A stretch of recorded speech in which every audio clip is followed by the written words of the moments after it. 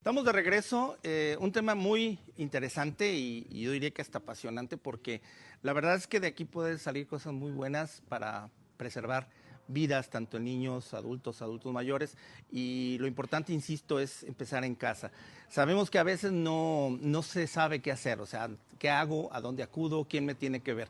Para eso nuestro teléfono siempre está disponible ahí, estamos también por redes sociales, nos pueden llamar, nos pueden mandar WhatsApp, y con todo gusto nosotros le orientamos hacia qué médico los puede atender para que no se pierda tiempo. El tiempo es precioso en cualquier enfermedad, pero en el caso de enfermedades respiratorias, sobre todo, muchísimo más. Bueno, los riesgos y la mortalidad por influenza, se ha estado hablando mucho de esto. Hemos tenido personas cercanas que han perdido un familiar por influenza, y esa es la parte que ahorita quisiera yo platicarlo aquí con nuestro panel de especialistas. Pero hablábamos entonces, antes de salir del corte, de lo que es la diferenciación entre una infección por bacteria y lo que sería una infección por virus, y por qué se está complicando, volviendo tan compleja, digamos, el poder abordar una infección por virus. Entonces, doctor Iván, pues ahora sí, adelante. Okay. Bueno, son dos entidades muy diferentes. Las bacterias tienen herramientas para producir daño por sí solas, toxinas y muchas enzimas, muchas cosas, y en la que la bacteria puede llegar y dañar el tejido que está infectando. El virus es un parásito obligado que no es ni siquiera considerado una célula. Es una partícula infecciosa que requiere de nuestras células para reproducirse. Y es simplemente eso lo que hace, mantener viable su existencia, pero en ese producir millones de virus, pues lisa muchas células y de esa manera nos produce daños. Las infecciones a veces se parecen, aunque dan datos clínicos importantes, que el doctor ahí nos puede abundar más, ¿no? Como ya la presencia de moco colorido, ¿verdad? O otros datos sugieren más una infección bacteriana. Y los virus producen moco, a veces cristalino, entonces puede ser puro manejo sintomático y reduciríamos nuevamente lo que se ha comentado del uso de antibióticos indiscriminado. Lo ideal sería hacer el diagnóstico por laboratorio, pero desafortunadamente la mayor parte de las técnicas que existen para virus son caras. Al ser una partícula muy pequeña, es muy cara. Los cultivos convencionales en bacteriología no nos sirven de nada para un diagnóstico de virus, aunque afortunadamente se han ido abaratando y hay muchas plataformas, ya hay kits comerciales para determinar muchos virus. Eso va a ir ayudando a que se haga un diagnóstico más oportuno y se genere un tratamiento dirigido. Correcto. Y antes de entrar al coronavirus, que de cierta manera pues va a tener su manejo y su abordaje muy similar a lo que ha sido la influenza, o el virus de la influenza, para hablar más adecuadamente. Pero bueno, primeramente, en el caso de la sintomatología y la parte diagnóstica, ¿cómo se puede diagnosticar o hacer un diagnóstico diferencial, tanto en los signos y síntomas como a nivel laboratorial, de si es bacteria o si es virus, y si ese virus, qué tipo de influenza es, y si es necesario saber el tipo de influenza, porque también en ese sentido, ¿para qué hacer gastar al paciente en hacer estudios muy complicados y muy costosos si a lo mejor clínicamente es obvio que es una cuestión viral? Doctor. Me tocan las preguntas más difíciles, ¿verdad? Perdone. Es muy complicado, creo que de hacer como una aseveración, decir, este es un proceso neumónico por bacteria es un proceso neumónico por influenza. Hay ciertas características en las cuales podríamos de alguna manera apoyarnos, pero sin tener el 100% de certeza de lo que estamos diciendo es específicamente como una enfermedad bacteriana. Como bien dice el doctor, los virus son muy pequeñitos, entonces son muy difíciles de observar, son muy difíciles de cultivar, son difíciles de ver. De hecho, yo creo que son de las enfermedades que recientemente hemos entendido más que las bacterias, porque son tan pequeñas que no son posibles poderlas analizar. ¿Qué nos ha ayudado?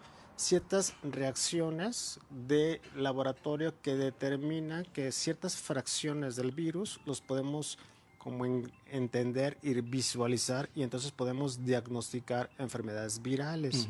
Son PCRs que le llamamos, son partículas de los virus que los podemos detectar, y entonces sí nos pueden dar diagnóstico, ¿no?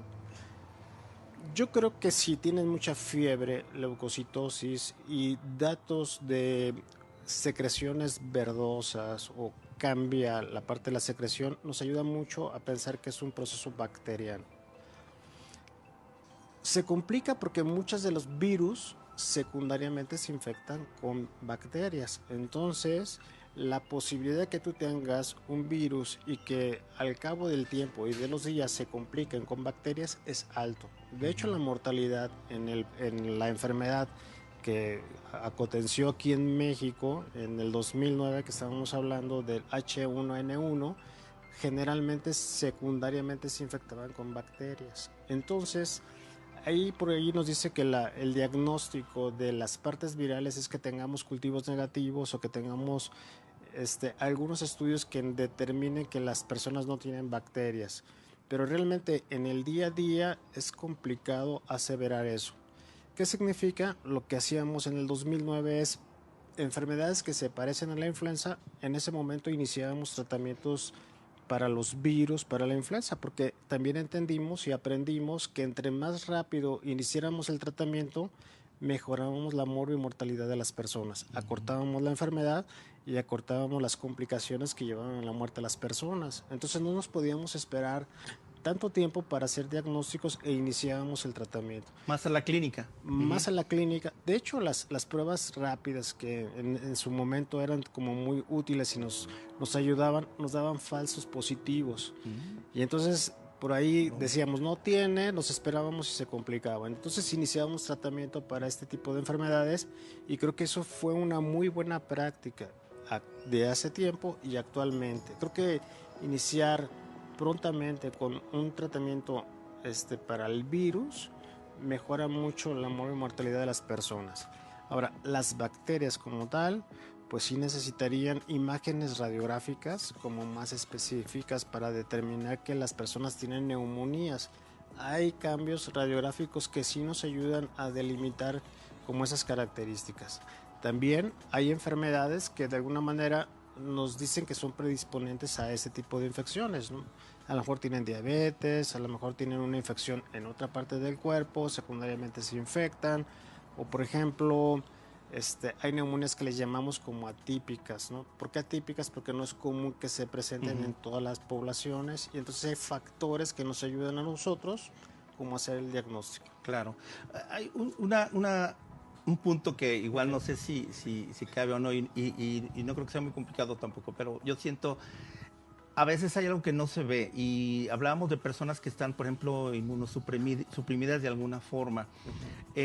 Empalmándolo un poco con el alto grado de drogadicción que hay, por ejemplo, esto sería ahorita un factor medio oculto porque nadie lo declara, mucho menos a nivel hospitalario. Sería un factor que puede estar complicando infecciones respiratorias o ahora por influenza y todo. ¿Eso sería algo importante tener en cuenta? Los pacientes inmunosuprimidos o los pacientes que tienen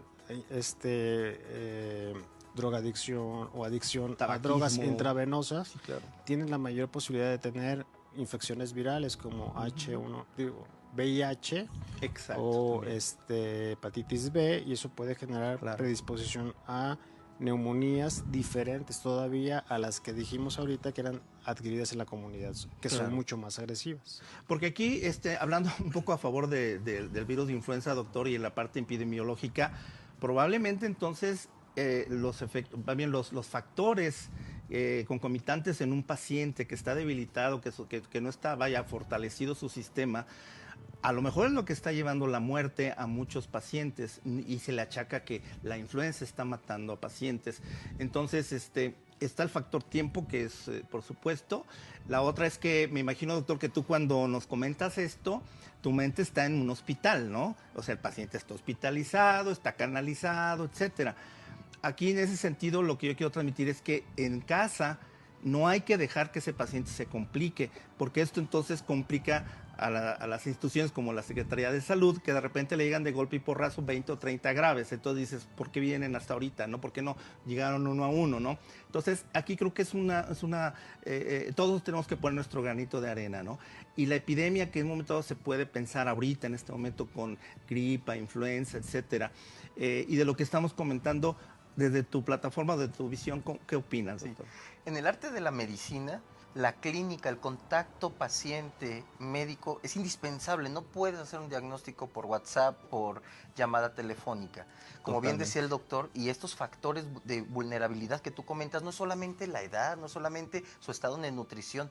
El médico tenemos esa capacitación de saber y de identificar algún otro factor, como están descansando, está hidratado, se está viendo, alguna situación clínica que paralelamente me genera una mayor posibilidad de complicación. Una persona con diabetes y que está descompensado, puedes verla muy bien, pero el médico debe de tener esa sensibilidad para identificar que tiene un factor de riesgo que tarde o temprano va a complicar. Entonces, en casita, ¿qué tenemos que saber? Que la influenza es una enfermedad que existe con nosotros, que convive con nosotros, que aquí puede estar, y ¿a quién va a afectar? A quien en ese momento su sistema inmune no tenga la capacidad precisamente para detener esa reproducción interna. Claro. ¿Cuál es la primera línea que debemos de tener? Es nuestra salud, nuestro estilo de vida saludable para que nuestro cuerpo sea capaz de detener a ese virus.